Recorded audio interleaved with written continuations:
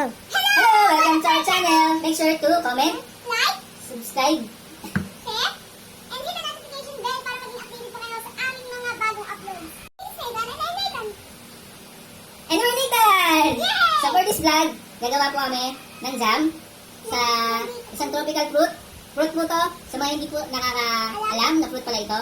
At ako po, after 37 years, ngayon ko lang po nalaman na prutas pala ito. So talagang hindi po talaga na-appreciate ang prutas na ito, kaya bigyan natin siya ng halaga ngayon. So ang prutas na sinasabi ko ay ang kamyas! O, may scientific name na, Bilimbi. o Abiroa. Bilimbi. So yun po ang gagawin natin ngayon. So to start, wala po kami mga gamit. So kunin na po namin ang mga gamit namin. Siyempre, indoor kami. So gagamit kami ng electric lutuan Ito lutuan.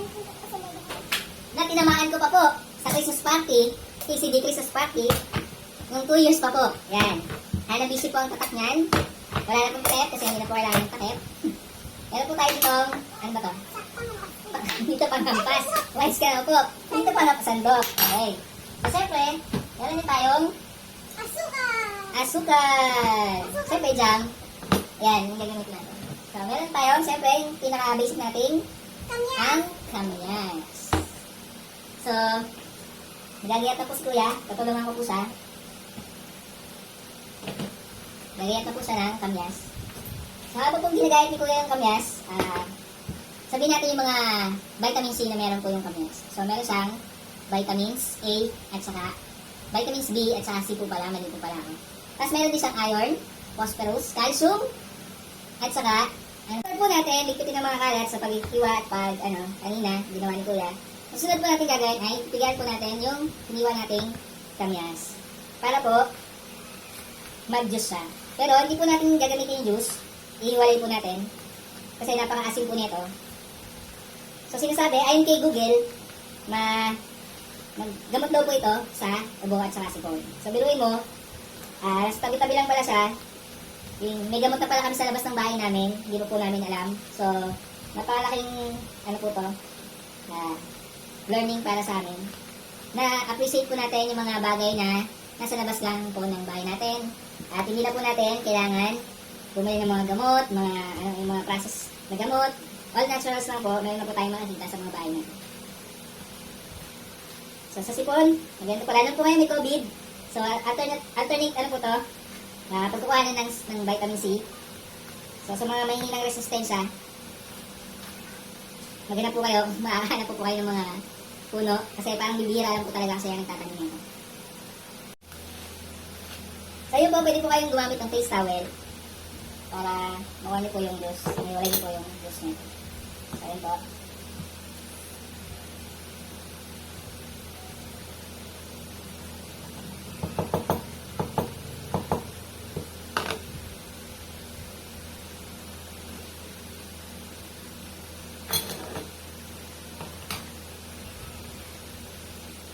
So, kung gusto niyo pong mapabilis yung pagpiga niyo po, tawagin niyo po si Thor para gano'n yung masa niya. O kaya, sino ba malakas? Si Hulk na lang po. Kasi kailangan po ng, ayun po, kita niyo po yung juice. Ito tanggalin natin po para wala po yung asin. Ayun po, napakabilis po ng process natin sa pagtanggal ng juice. Kaya mag-alala, nagugus po ko ng kamay at ako rin po ilang metro.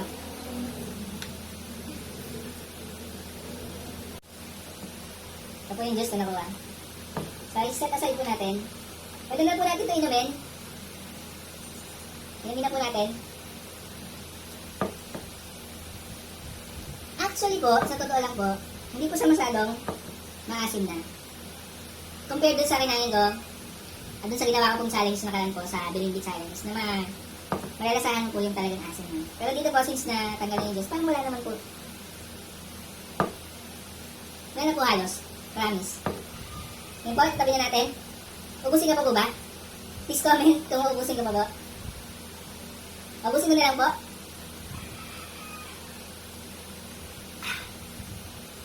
So yun po, ito na po yung finished product natin. Na pinigang. Pinigang, kamyas. Kasi tagaluto ko. Enzo! At siya po ang magluluto ng Kamyas jam, bilimbi jam namin. So ayan, inon na po namin yung kala namin. Init ha? Mainit. Hot, that's hot. Hot yan, hot. No. So inoto po natin. Hindi po, yun na lang po natin. Yan, haba. So siya po yung magluluto. So lalagyan lang po natin yung piniga natin. Apo, piniga namin. Lalagyan lang po namin. Wait lang po. Tapos, lalagyan na rin po natin yung asukal. Lalagyan natin. Ako. Lalagyan natin. Dahan-dahan. Dahan-dahan. Tapos, haluin na po ni Enzo. Dahan-dahan lang. Pag mga makan dito. Ganyan. Ganyan po. Ako maghahawak dito. Humawak ito, hatusat. Dahil hilig po talaga sa magluto. Humawakan. Dito. Ayan. Kita ba? Ayan. Luluto po si Enzo. Ayan po. Ay, halo ko na. Kaso po talaga yung inspirasyon itong paglulutong to. Nakaon po ba? Hindi po nakaon. Ito hawak ka. Ay, ay ito, Yan po. Niluluto na po namin. At yan.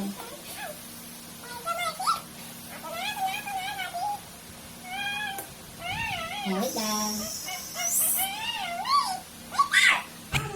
Maghahawak, mainit.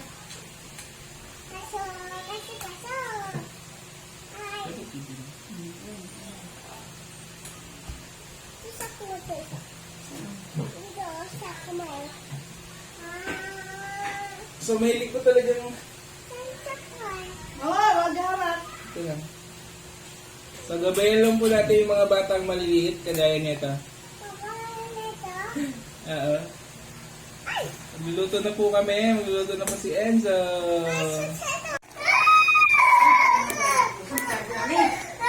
So, ito na po ang finished product natin. Ang mainit-init pang jam. Woo! Init. So, ngayon na po, nagprepare ako ng tinapay na hugis. Puso.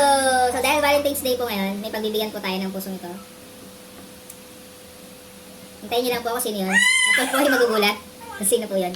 So, ilalagay na po natin ng palaman ng kalahati ng puso natin. At pre-taste po ito. Wala po itong ano. So, ayan po. Nakaisa na po tayo. Tabi po natin. Next.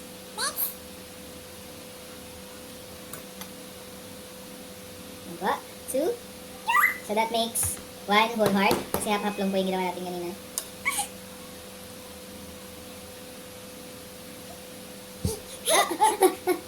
Hindi ka matapon!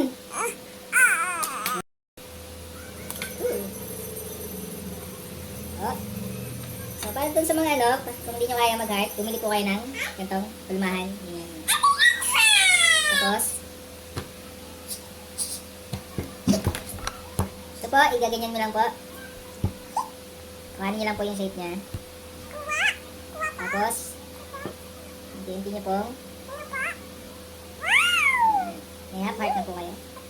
Ito. Next po, kunin nyo naman po yung kabilang heart. Kabilang heart po, sabi ni Enzo.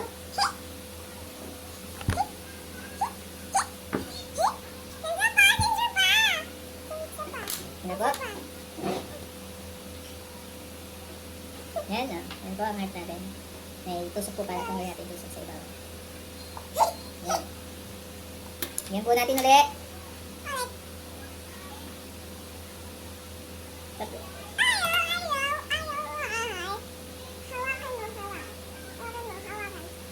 So, ayun na nga po. At ito na po ang finished product natin. Ang yummy bilimbi jam. Nilagay natin sa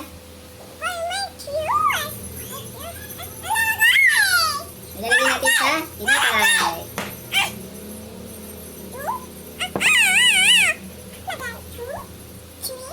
Doon mo lagay, doon sa'yo, doon.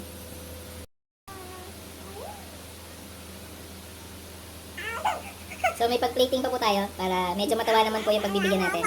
Maramdaman niyang special siya. So kayo na po sinabi ko na ang Bilimbi ay isa sa mga unappreciated fruit. So sa mga tao po, since Valentine's Day ngayon, sa mga tao pong hindi masyadong na-appreciate, huwag po kayo mag-alala. Balang araw po, may makakahanap sa inyo para ma-appreciate po kayo. Huwag lang po tayong mawala ng pag-asa. Happy Valentine's Day mga kazulit. Ito na po ang ating finish product. Ayan na po.